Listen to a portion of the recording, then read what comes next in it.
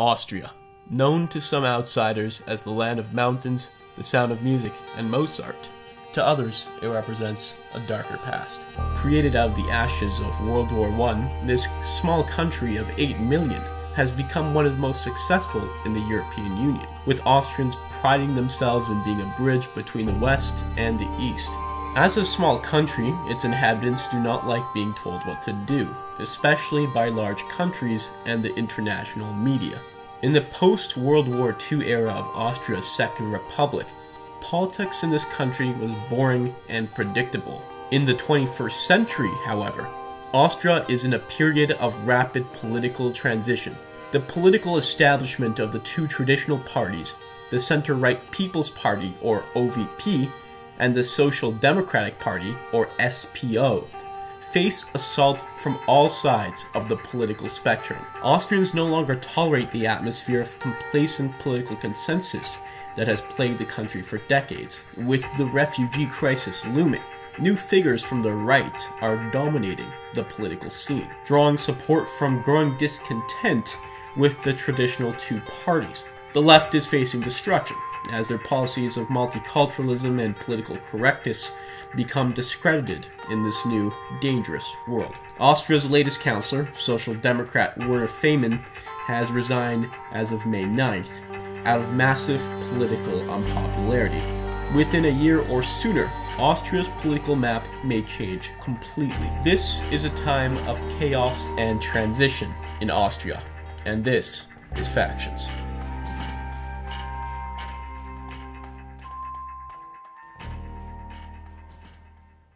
First, let's get down to the geographic basics. Austria is made up of 9 provinces: Vienna, Lower Austria, Upper Austria, Carinthia, Burgenland, Styria, Salzburg, Tyrol, and Vorarlberg. The east generally tends to be more left-leaning, with Burgenland and Vienna as stalwart left-wing states. However, the wealthy, lower-populated western states tend to lean conservative. Carinthia, a southern state, is also conservative, but in a weird way, having elected centrist Social Democrats in the past, as well as the Nationalist Freedom Party. Domestically, some dismiss Carinthia as backwards, the same way that many northern US states dismiss the southern states as backwards. Now let's get into how Austria's government works. When the Habsburg Empire of Austria-Hungary was dissolved after World War I, the new, much smaller Republic of Austria was established as a parliamentary democracy. The leader of the government in this new democracy would be the Chancellor, pretty much the leader in setting the legislative agenda for the government, and usually the head of the party that receives the most votes in an election. In practice, this is similar to the Prime Minister position in Britain, but due to the way elected officials are proportionally elected by the populace, the Chancellor must compromise more with the other parties, but more on that in a bit.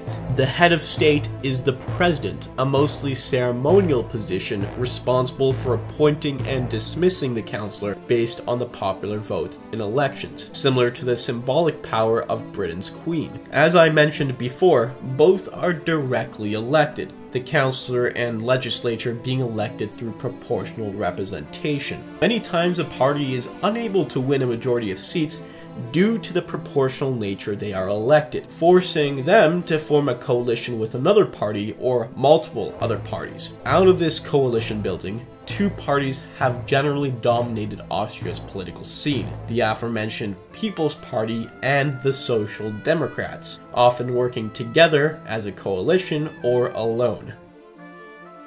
During the 1920s, the conservative-leaning Christian Democrats and the left-wing Social Democrats were the 2 main political factions in Austria. In this period, partisanship grew between the 2 sides, being a tumultuous time in Austria's history due to the country's economic and cultural malaise after being part of the losing side in the First World War. Eventually, the ideological tension in the country resulted in a civil war. For the first time, Austrians went out to the streets, with neighbor pitting themselves against neighbor in violent battles that resulted in the deaths of hundreds. Though the Civil War only lasted for about a week, it was an extremely traumatic experience for Austrians that had large political ramifications for the future.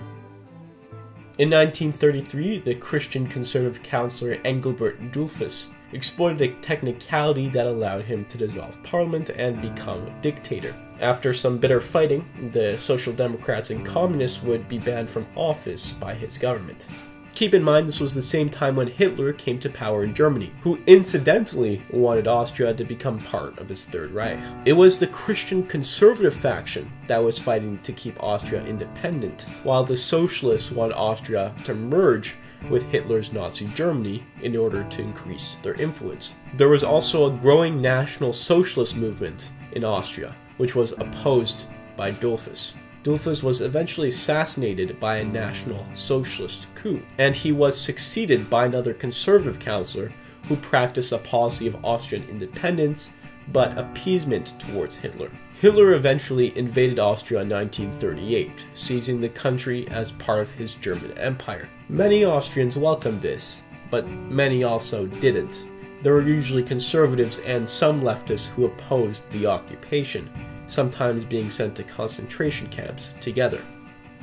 After the war, the Allied forces occupied Austria. It would become a completely independent nation by 1955, when a treaty was signed to end the Allied occupation. During the early years, the center-right People's Party controlled the government as the senior partner in a coalition with the Social Democratic Party. This was done in a spirit of consensual governance, in order to heal the wounds of the bitter civil war in the late 20s. In addition to this, a system known as purports was created. The basic underlying philosophy of this system was proportionality. Both parties agreed that they had to balance out important positions in the government, public entities, and private companies. The Social Democrats basically had a monopoly on the labor and public entity spheres, while the Christian Democrats dominated agriculture and business areas. There are even red and black companies in Austria, red being the color of the Social Democrats, while black being the People's Party.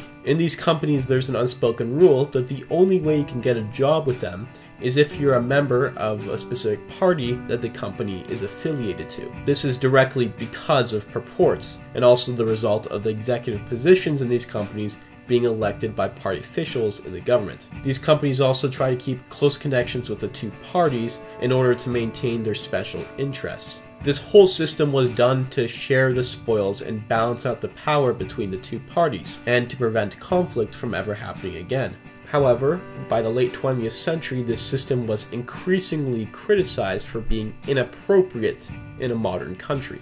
From 1955 to 1967, the Great Coalition of the People's Party and Social Democrats worked together to build the foundations of Austria's strong social market economy. The People's Party's last government during this period was from 1967 to 1970, when they were able to win an absolute majority in the election and govern alone. The Social Democrats won the 1970 election, forming a minority government and eventually a majority for 13 years. This ushered in the Bruno Kreisky era in Austria, who was the first SPO councillor of the country. Bruno Kreisky was a left-wing idealist who sought to enlarge Austria's welfare state and implement the ideals of social democracy. He remained in power until he resigned in 1983, after losing his majority government in that year's election. As leftists tell it, Bruno Kreisky was one of Austria's greatest councillors. Coincidentally, he squandered the good economics of the OVP with an inflated deficit. What followed after 1983 was the so-called small coalition between the Social Democrats and the Freedom Party, or the FPO. At the time, the Freedom Party was ruled by the relatively liberal, that is, free market-minded, faction of the party. When this same liberal leadership was ousted by the controversial nationalist Jörg Haider in 1986, the Social Democrats dissolved the coalition and called for an early election. The reasoning for dissolving the coalition, the Social Democrats claimed, was that Haider allegedly displayed a tendency to be sympathetic to Austria's Nazi past. However, Haider was just beginning his ambitious rise in Austrian politics.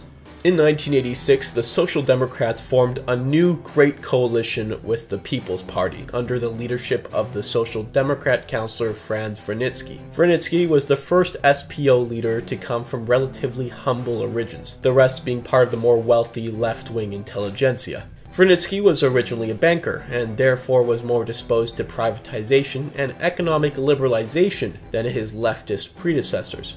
He was a moderate third-way leftist, much in the vein of Britain's Tony Blair, the US's Bill Clinton, and Canada's Jean Chrétien. Though his reign was plagued by some scandals, his councillorship is relatively regarded as successful for his stewardship of the economy. However, one notable event during this period was the so-called Waldheim affair. It was leaked by the Social Democrats that Kurt Waldheim, the first elected People's Party president of the country in 1986, had been more involved in working with the Nazis during the Second World War than he had claimed. Though he was only really a translator for the Nazis, there was an international furor over his presidency, and he did not seek another term after his first term ended in 1992.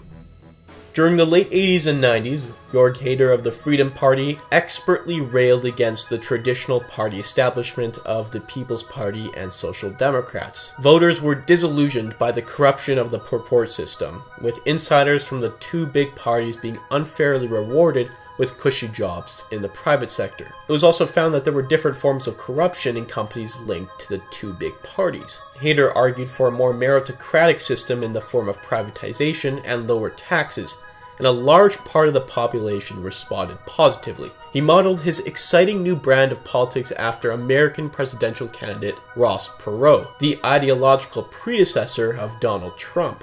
Haider was way ahead of his time, attacking the European Union. Austria joined under the Social Democrats in 1995, as well as immigrants that were seen as exploiting Austria's generous welfare state. He was a showman, especially popular among Austria's youth, who were dissatisfied by the Social Democrats and the People's Party. During the 1999 election, the Freedom Party won almost 20% of the national vote, a few hundred votes ahead of the People's Party, but behind the Social Democrats, who won 33%. They finally entered government as the junior partner in a coalition with the People's Party, sparking outrage internationally among the left-wing intelligentsia and the center-right. It even led to an EU-sanctioned ban on diplomatic relations with Austria, a move that quickly backfired to domestic support for the Freedom Party. The sanctions were moved only a few months later. This marked the beginning of Austria's transition, leading to a path where the country's two biggest parties would never wield the same power again. The 1999 election was a significant rebuke of Austria's old parties and the purport system. Even though the People's Party received less votes than the Freedom Party, the leader of the People's Party, Wolfgang Schüssel, became Austria's councillor. This was done in order to appease the international community who threatened to further isolate Austria from the world stage. Haider agreed to this condition and remained the governor in Austria's province of Carinthia. Wolfgang Schüssel's leadership was marked by a significant amount of privatization of the economy. Working alongside with the Freedom Party, he worked to end the system of purports and the party nepotism that had dominated Austria's leading industries. However, things hit the rocks for the Freedom Party in 2002. The party's base was unhappy with the coalition with the People's Party, not liking Schüssel's pro-EU policies. They felt that the Freedom Party's elected officials had betrayed their principles, since they reneged on a promise that Austria would keep its own currency within the EU, something that did not end up happening with the country's adoption of the euro. An FPO party conference took place in Niddelfeld in the province of Styria to discuss the Freedom Party leadership. While Haider slightly criticized the coalition for its policies,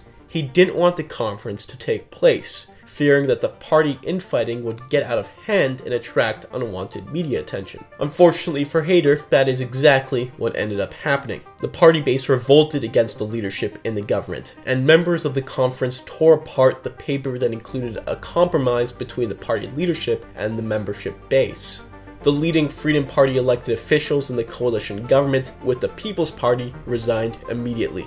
Schüssel called in a snap election in 2002, taking advantage of the Freedom Party's implosion, and won decisively with 42% of the vote. The Freedom Party had a paltry showing, down to 10% of support in 2002, from 27% in 1999. They kept their coalition with the Freedom Party, but in a much weaker capacity. It was a disaster for Haider, who eventually left the party in 2005 to form his own new party, the Alliance for the Future of Austria. He realized he could no longer control the Freedom Party base, who were dissatisfied with his shifting positions on a variety of issues. Heinz Christian Strache emerged as the new leader and now current leader of the Freedom Party. He was more Eurosceptic and principled on the issues than Haider. While not the charismatic genius of his predecessor, his competence and principled stances on the issues earned him the respect and support of the party's base. Meanwhile, Schüssel's dominant plurality evaporated in the election of 2008, when the Social Democratic Party again retook more seats than the People's Party. Schüssel resigned as leader of the party and negotiated a new great coalition with the Social Democrats, who would be the senior partner. Haider's Alliance for Austria would not survive his death in a car crash in 2008. Once again, Austria's right would be united, but now under Heinz Christian Strache's Freedom Party.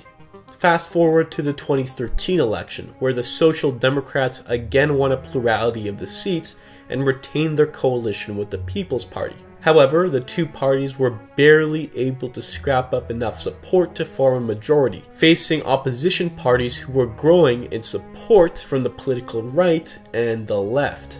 Currently, the Freedom Party is surging in support. This is mainly due to working class and traditional conservative dissatisfaction with the Social Democrats and the People's Party, who have failed to properly articulate a solution for the migration crisis that began in earnest during the summer of last year. Tax reform has also been an issue, with the People's Party memorably breaking its campaign promise to raise taxes during the election of 2013. The Freedom Party has promised to close the borders and ensure safety to Austrians, as well as ending the embarrassing bickering that has been symbolic of the two main parties. Due to the growing support of the Freedom Party because of the refugee crisis, the coalition has tried to harden its line on immigration and has set migrant quotas. The Freedom Party is also doing well in provincial elections, most recently in the traditionally left-wing city of Vienna, where they were able to secure more than 30% of the vote. The Social Democrats' Werner Faymann was Austria's most recent councillor, but resigned on May 9th out of massive discontent from his leadership. From the right, he has been assailed for not having a strong enough immigration policy during the refugee crisis, since he had initially agreed with Angela Merkel and let in tens of thousands of Syrian refugees in the country. From the left, he's been criticized for shifting his previous open border stance on immigration to a tougher stance that includes closing the border and implementing quotas on the refugees. In the end, Austrians disapproved of his indecisiveness on immigration policy, instead giving the Freedom Party credit for shifting him towards the right. His party's current coalition with the People's Party is deeply unpopular, especially among working-class supporters who had urged him to form a coalition with the Freedom Party. They claimed this would have the effect of co-opting the Freedom Party's popularity in terms of immigration, which seems to have a large amount of support among Austrians. This coalition didn't end up happening, and preempting his resignation, Faymann was booed in his past May Day parade speech, a symbolically important event that is mostly attended by those on Austria's left. This booing in his speech revealed large cracks in his support, even among people that were supposedly part of his party's political base. It's not unlikely that the OVP, the People's Party, will cancel its coalition with the Social Democrats, potentially triggering a new election and possibly resulting in a new coalition with the Freedom Party. Another recent development has been Austria's presidential elections. Freedom Party candidate Norbert Hofer was able to land 36% of the popular vote, with the second place finisher Green Party candidate Alexander Van de Bellen coming in with only 20%. In Austria, candidates must win a majority of the vote to become president. Since no one reached this threshold, the two leading candidates will go into a runoff election that will take place on May 22nd. For the Freedom Party, winning the first round of the presidential election was a spectacular victory and sent shockwaves across the country and the EU. This was an especially embarrassing showing for the Social Democrats, as their preferred candidate did not even make it to the runoff election. It was seen as a referendum on Feynman's leadership and his party. It's unprecedented in modern Austrian history for neither of the two main parties, the People's Party or the Social Democrats, to not have a candidate in the runoff process of a presidential election.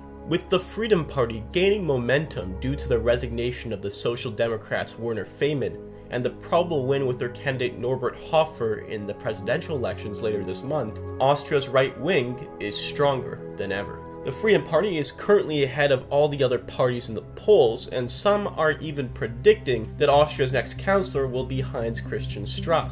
The People's Party have not been hiding the fact that a new coalition with the Freedom Party may be formed if they break their coalition with the Social Democrats. Norbert Hofer, the Freedom Party presidential candidate, has promised that once he enters office, he will call for a new election due to the lack of popular support for the current coalition. If this does end up happening, the Freedom Party is widely expected to win a plurality of the vote. As mentioned in the beginning, Austria's politics is in a state of rapid transition. Things are changing in this country, and its growing shift against the political establishment of the two main parties is a microcosm of what is happening across the Western world. As you now know, Austria is more than just mountains, the sound of music, and Mozart. It's an exciting country with turbulent and changing times ahead, and nobody knows what will happen next. However, many are skeptical that Austria's political establishment will be happy with the results.